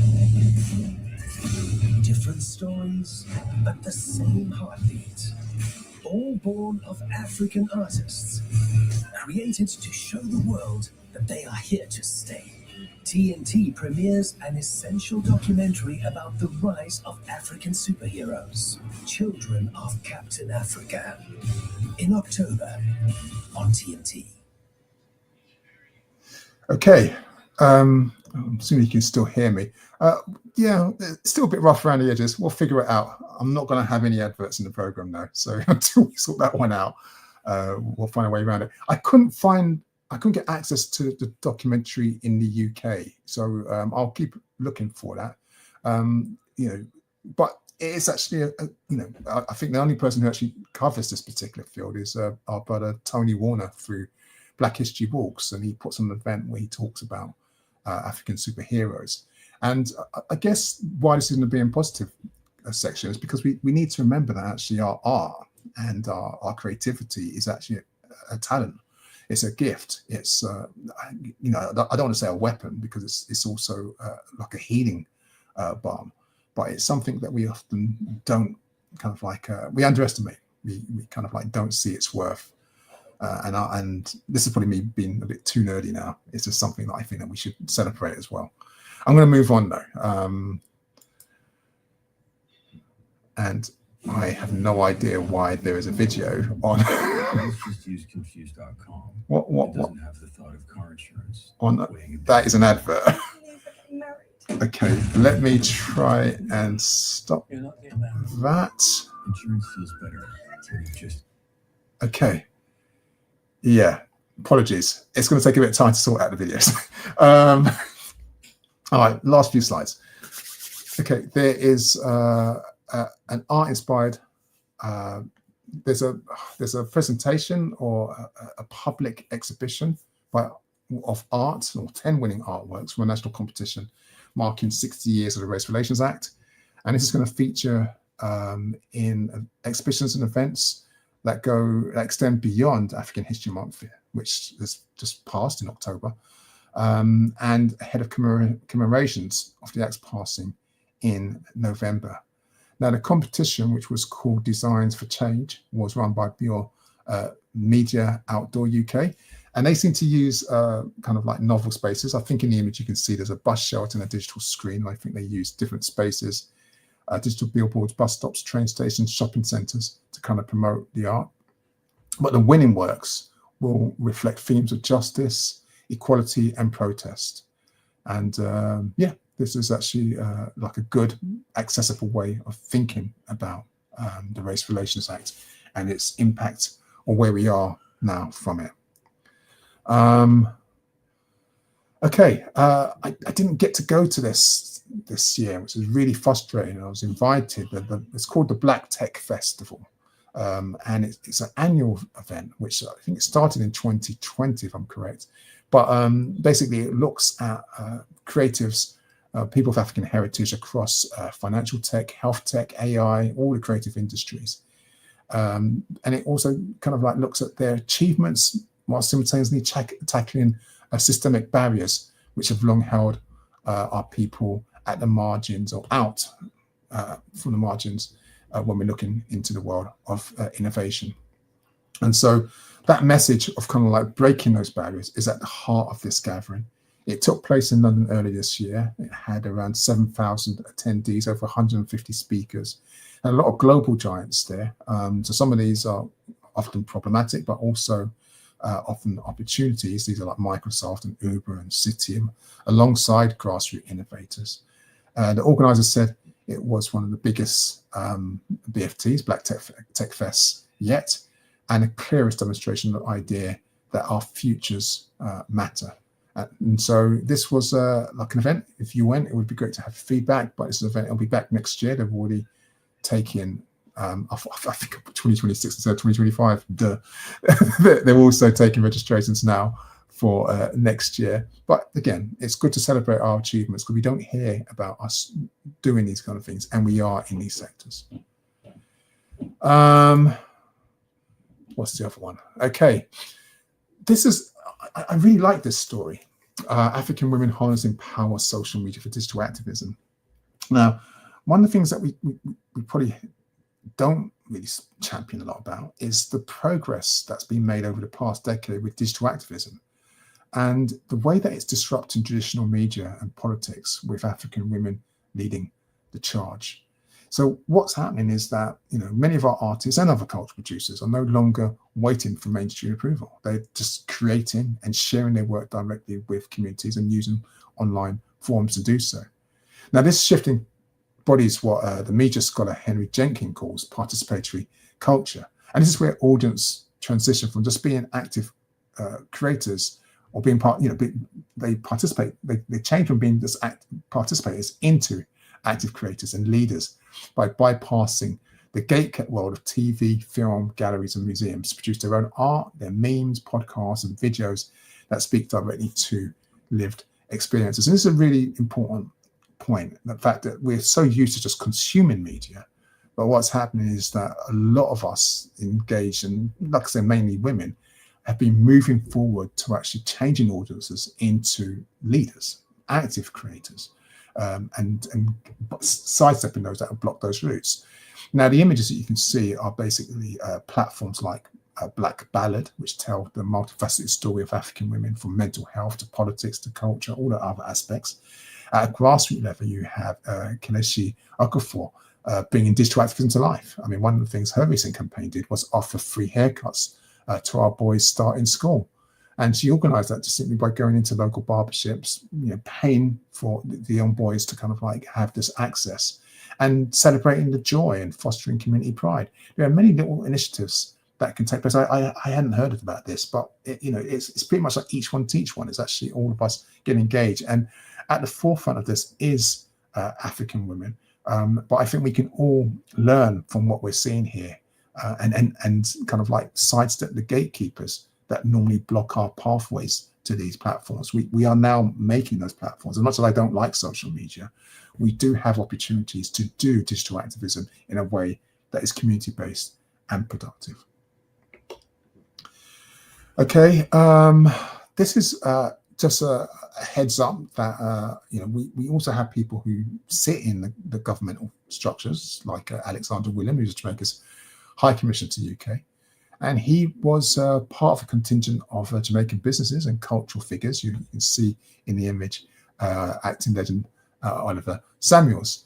And they decided to urge community groups to register London's newest blood donor centre in Brixton. And sometimes those changes could be very simple. I mean, in this particular case, they just organised for there to be a QR code and a blood donation message linked to a donor registration place on 150,000 cans of vanilla flavoured drink. And that was going to be available in supermarkets across the country. So you go shopping, you buy this drink, and if it's something that's cultural, you see the QR code, you scan it, and you might actually be encouraged to actually go and donate blood, or at least register with donating blood. So it's nice to see kind of like people from different sectors, from government, from industry, from the acting world, coming together to actually help address the blood donation drive. Of course, the Sickle Cell Society and many of the peer-to-peer support groups are continuously doing this kind of work, and we need to have this joint up thinking doing it. This one is about this is we talked about Blue Packs earlier with the work of Nubian Jack. I think going to his history deeply, that's one of the things that he does. But there has just been a plaque to honouring Winifred Atwell launched. And for those of you who don't know who she was an internationally renowned pianist, television personality, trailblazing entrepreneur. She was one of the first African, in fact, not one of the first, I think she was the first African artist to have a UK #1 hit song. And between 1952 and 1960, she spent 117 weeks in the UK charts. As well as doing that, she fronted her own TV shows on BBC and ITV. So it's nice that there's been a plaque recognizing, her artistry, her work. She, there was a unveiling this week, which had what's his name, Jules Holland, and he said that Winifred Atwell was a very important in British cultural and musical life. She's one of the first women, and certainly one of the first women of African Caribbean heritage, to become a mainstream figure in 1950s British entertainment. She was also a piano inspiration to both Sir Elton John, myself, and many others. And so we sometimes, are unaware of, our influence, cultural influence, and that's what the Blue Plaque is for. That's what these commemorative events are for. It just reminds us that, we have contributed to what it means to be British. And then even though everyone tries to frame us through the lens of crime or solely through the lens of slavery or colonialism, we have, contributions in art, in technology, in science, in healthcare, in philosophy. It goes across the board, from history, education, academia. And so, it's a good news story to remember. This one is Afua Kay, who's the Bank of England's chief financial officer, and she's been named the UK's most influential African Briton. This is the power list that takes place every year, and she's topped it this year. She's one of the UK's most senior finance leaders. If you want to know and understand her responsibilities, she's in charge of the financial governance of the bank's £1 trillion balance sheet and funding reforms. There's not much more to say really in that. She joined the Bank of England in 2019 and is at the core of its leadership and decision making. Perhaps that's one of the reasons why we do have a scholarship program, and perhaps that's one of the reasons why we have racists who are attacking it. But I'm more interested in the program and the scholarship and what she's done. But it's good to recognise that there are people in our community at every level of British society contributing and hopefully giving back. This one is another financial-based story, but this is entrepreneurs. This is, I think we spoke about this a couple of years ago. Actually, this is the Nala Baby, which is 100% natural, vegan, and toxin-free baby skincare brand, founded by Casey Crept Johnson, who's in the image there. He's expanding the range, and there's going to be a new spray. It's going to be available. It's not an advertising program, despite the YouTube mishaps. But what I want to say is that his product has done really well. It's become an industry disruptor. It's one of the UK's fastest growing baby product brands. There's over 3 million products sold, and it was valued at £17.5 million by the end of its first year. So, it's 17.5 million. It's been growing. The revenue surged from 1.8 million to 5.5 million in 1 year. So this is a really good luck story. It talks about entrepreneurship, talks about kind of like, we have a dream, we have a vision, and we can go out and do it. And it's a more positive news. And the final story for this week's program is that of our two sisters from South Croydon who set themselves a challenge of walking 22 kilometres, that's more than 13 miles, to raise thousands of pounds to help those affected in Jamaica by the devastating impact of Hurricane Melissa. And this is in many ways why I am fussy about, kind of like, it's not good for governments to shut down people who are trying to help on small scale local issues. It's like let people do what they want to do. Okay, we can't do anything about nature on that level, at that scale, but people want to give back and they want to help. And sometimes when money comes into it, people get all, twisted at times. But in this particular case, we have this lovely story of two Croydon sisters of Jamaican heritage who decided to restart something called Project 22. And this is a charity fundraiser which has been used in the past to help feed homeless people in the town centre, and last year to raise thousands of pounds of hurricane relief for Jamaica when it suffered from serious storm damage. So this particular year, sisters Naomi and her 6-year-old, she's 9, and her 6-year-old sister Emily set themselves a goal to raise £3,000. So if you don't want to give money to kind of like one of the bigger, more established charities, kind of donate to this project. I'm sure you can find it online, Project 22, and let we all make a difference. All of us have something to say in this world. Every one of us has agency, and I think it's lovely. I'm happy to close in the story about them stepping up and doing this work. Just as a reminder, Prime Minister Andrew Holness has described a total devastation across Jamaica, saying that 80 to 90% of the roofs have been damaged, along with hospitals, libraries, police stations, ports, and other urban infrastructure destroyed. So anything that you can donate will be of help.